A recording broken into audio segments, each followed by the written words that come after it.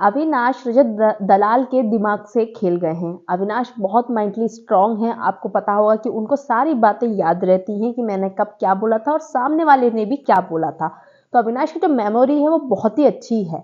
अब रजत दलाल अपना दिखा रहा था जिम एरिया में कि मेरे तो दोस्त बने हैं, मतलब कि मेरे लिए सबने हाथ उठाया था, मतलब मैंने रिश्ते बनाए हैं। जबरदस्ती का वो कोशिश कर रहा था। उसे रिश्ते नहीं कहते, उसे चापलूसी कहते हैं। जैसे वो सबके साथ बैठता रहता है पूरे टाइम, तो वो चापलूसी है। तो लोगों ने उसके लिए हाथ खड़ा कर दिया था नॉमिनेशन बचाने के लिए।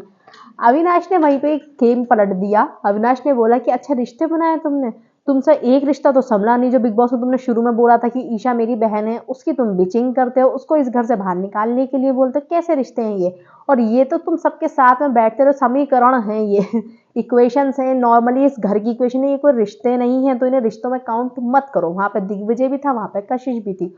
और विद मतलब प्रूफ बात याद दिला दिला के अविनाश ने ये चीज रिश्ते बोली। अभी रजत बौखला गया। आपको तो पता ही है उसमें कम बुद्धि है थोड़ी सी, वो पगला जाता है एकदम से। कुछ भी उसका कुछ राज खुलता है ना, या कुछ उसकी बात सामने आती है, सबके उसकी हिपोक्रेसी ओपन हो जाती है, तो वो किलस जाता है। अब वहां पे वो लड़ा तो नहीं, लेकिन वो एक्सप्लेन पे एक्सप्लेनेशन एक्सप्लेनेशन दिए जा रहा था बार बार बार बार। और जो अविनाश है वो वहां से हट गया ये कहकर। अभी क्या है ना, रजत अपनी इमेज को कि नहीं ऐसा नहीं, इसने क्या याद दिला दिया यार सबको, बार बार एक एक बंदे के पास जाकर इस बारे में बात कर रहा था। तो अविनाश एलिस के साथ में बात करता हुआ नजर आया कि देख मैंने काम पे लगा दिया है उसे, पूरे दिन के लिए मैंने उसे काम दे दिया है।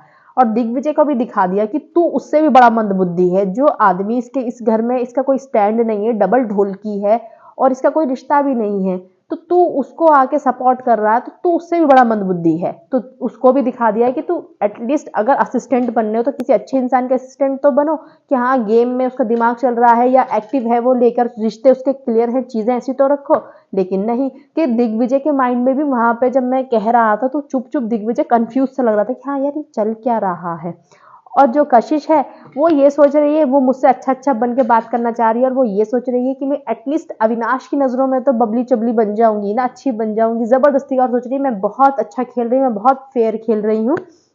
तो वो ये दिखाना चाह रही है कि मैं बहुत स्मार्ट प्लेयर हूँ। अभी देख तो इनको बनने दे स्मार्ट प्लेयर। और जो वो है मौसी, वो मौसी मौसा कहते हैं उसको, सारा और अरफीन को, कि वो अपने में ही लगे हुए हैं। तो मैंने इन पांचों को दिमाग चला दिया है बहुत अच्छे तरीके से। अब ये एक है जो एक्सप्लेनेशन पे लग गया है, पूरे सुबह से शाम तक वो एक्सप्लेनेशन नहीं देगा, उसको काम मिला दे दिया है मैंने।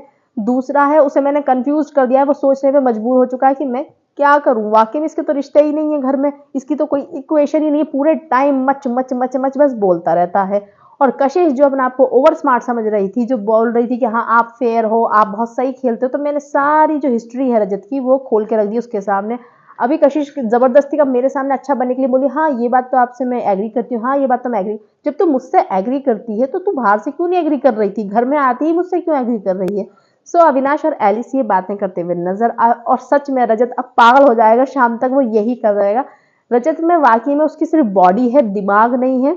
वो मतलब बस उसे ऐसे उसको एक सेकंड में कोई भी चाबी भर के कुछ भी करवा देता है। जैसे कि शिल्पा जी ने बोला था कि अपने मुद्दे पे नहीं लड़ रहा है सारा, और अविनाश उसके अरफीन के मुद्दे पे लड़ रहा है, इसके खुद के मुद्दे नहीं है लड़ने के लिए। सो गाइज अविनाश बहुत मेंटली स्ट्रांग है भाई, बेहतरीन गेम खेल रहा है वो लड़का, अच्छे से खेल गया चारों के साथ में। अभी पूरे दिन चारों को क्या करना है उसको पहले से ही पता है, और उसने अपनी दो तीन बातों से ही उनको बौखला दिया।